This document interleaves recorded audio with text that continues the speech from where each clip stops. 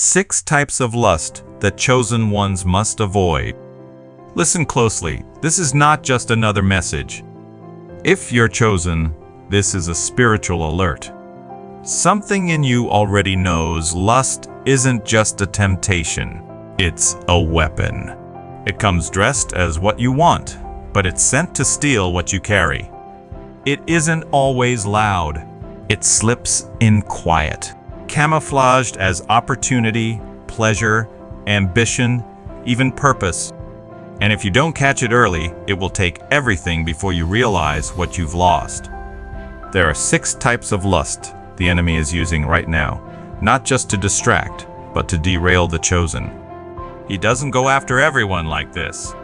Only the ones with something to birth, build, break open. Only the ones like you. So don't take this lightly. This is a warning, a call, because what feels good, what looks right, might be the very thing sent to seduce you out of your assignment. So, if this message reaches you at the perfect time, the moment your soul needed it most, take a moment to align yourself with this truth. Like this video. Type 1111 in the comments to claim your divine blessings and connect with others who walk the same path. And subscribe to Secrets of the Bible as we move toward 50,000 voices, rising together, one remnant, one assignment, one purpose. Let's get into it. These are the 6 types of lust you must avoid, because what looks like desire is actually deception. Be careful, because deception always looks like desire before it turns into destruction. Type 1, lust for pleasure, the escape that costs you everything. This is where it begins for most, not with rebellion, but relief. You're tired. You're worn. You've been carrying weight no one sees. And in that vulnerability, lust whispers, just feel good. Just for a moment. So you chase relief. Thrill after thrill. Party after party. Drink after drink. Hookup after hookup. But what started as comfort turns into a cycle of escape. And here's the truth. Lust for pleasure doesn't destroy you all at once. It drains you slowly, quietly, until your spirit is numb and your purpose feels far away. Chosen one, you weren't called to numb pain. You were called to heal it. You weren't built to survive off dopamine hits, you were designed to walk with divine fire. But the more you run from stillness, the more you disconnect from your power. This is how the enemy gets you. Not by scaring you, but by sedating you. He doesn't need you to fall publicly. He just needs you too tired to rise privately. So ask yourself, are you really enjoying it? Or are you just escaping the weight of what you've been called to carry? Because every time you trade purpose for pleasure, you delay what's been prepared for you. You don't need another high. You need your clarity back. Type 2, lust for power, when control becomes corruption and silence purpose.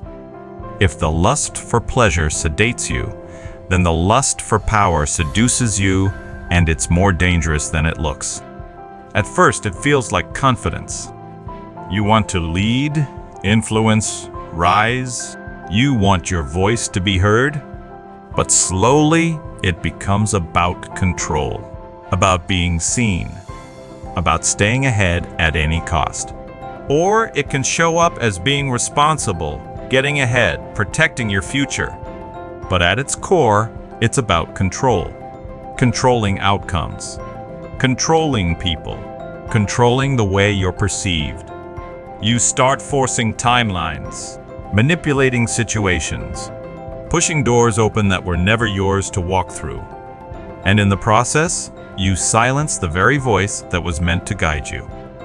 And here's the warning. If you let this lust take over, you'll start doing things that go against who you really are just to stay on top.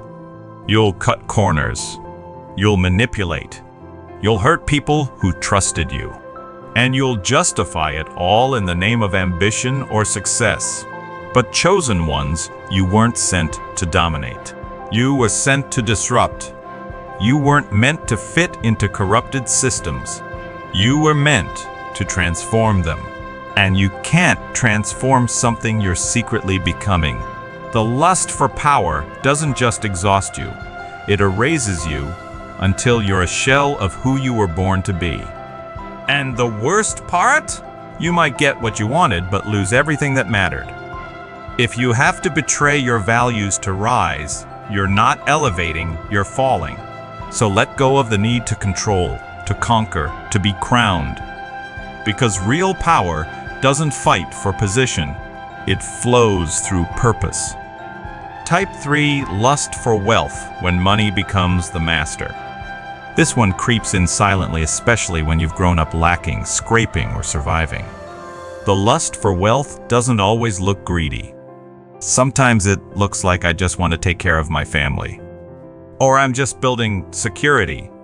But here's the line we cross without realizing it. When the pursuit of money starts defining our identity, suddenly your value is tied to what you make. Your peace is tied to the numbers. Your confidence is tied to the lifestyle you can't afford.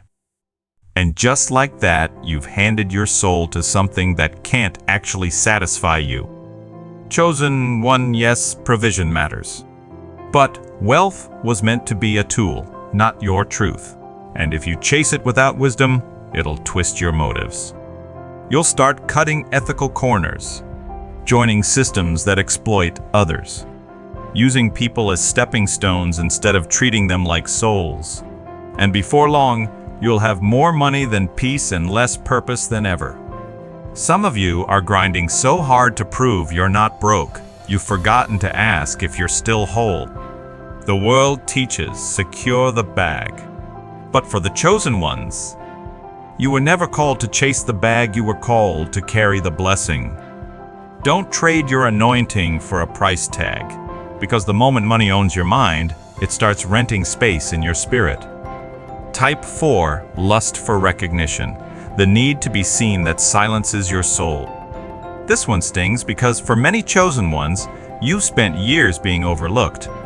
People misunderstood you, ignored your value, took your kindness for weakness.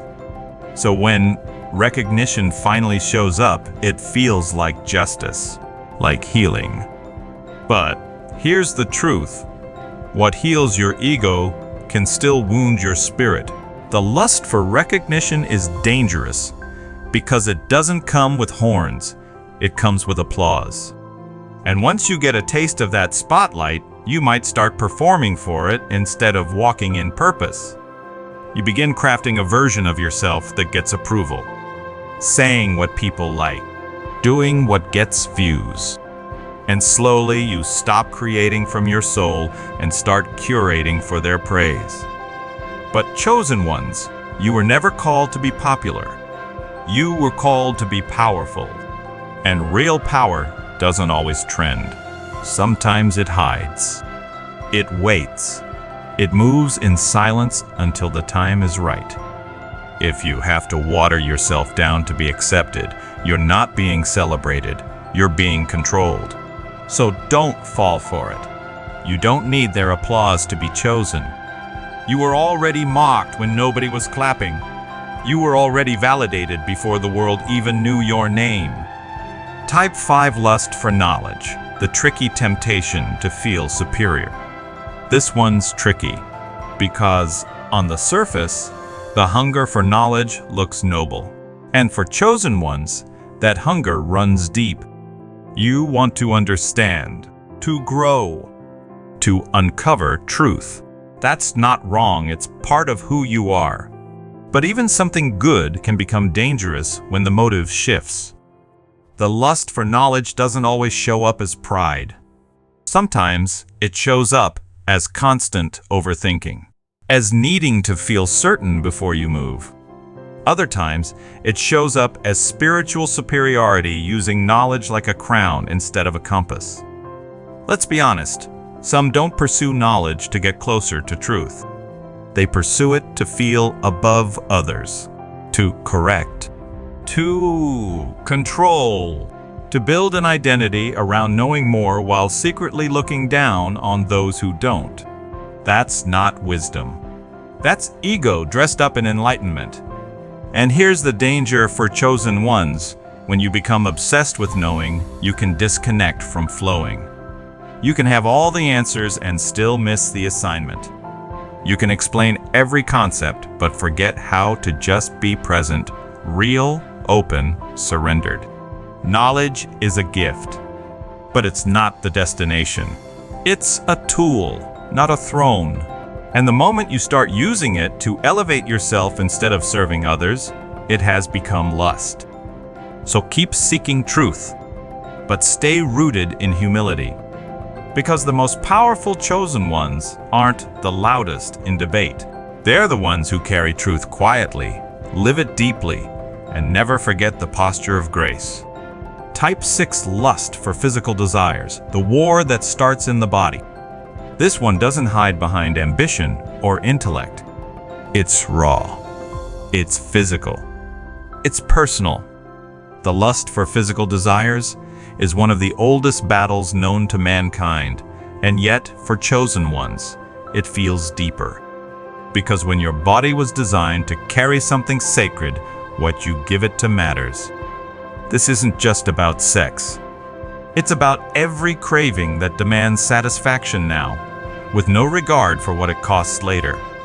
It's about hookups that leave you empty, late-night scrolls that stir the wrong hunger, temporary pleasure that silences long-term purpose.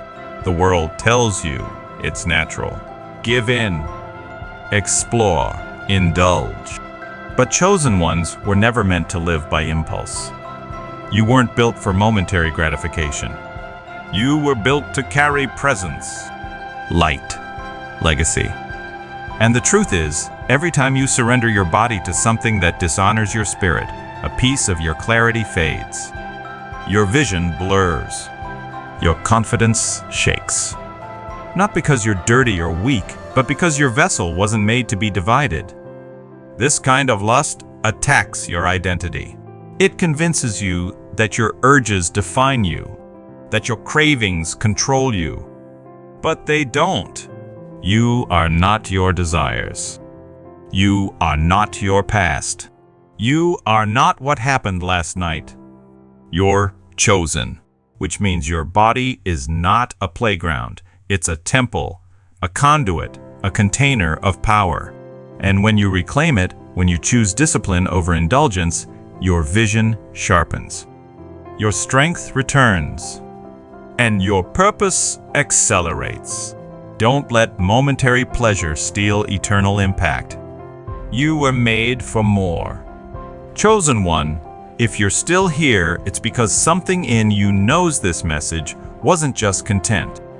It was confirmation. The world throws lust at you like it's normal. But you've never been normal. That's why these 6 types of lust don't just distract you, they target you. Because you weren't chosen to blend in. You were chosen to break cycles, to see through lies, to rise when others fold. And each of these lusts, pleasure, power, wealth, recognition, knowledge, physical desire, they all can't promise something that only alignment can actually give you: peace, clarity, and purpose. This isn't about shame. It's about awareness, discernment, power. The moment you recognize the trap, you can stop walking into it. You don't have to be perfect, but you do have to be awake. Because your assignment is too valuable to be delayed by a cheap imitation of joy. So here's the charge: guard your focus. Watch your motives. Protect your body. Align your spirit.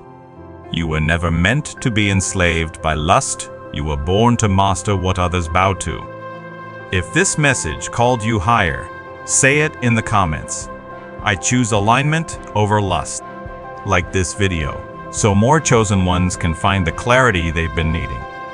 And subscribe because we're building a global movement of chosen souls who walk in power, purity, and purpose. Until next time, walk light, walk wise, walk chosen.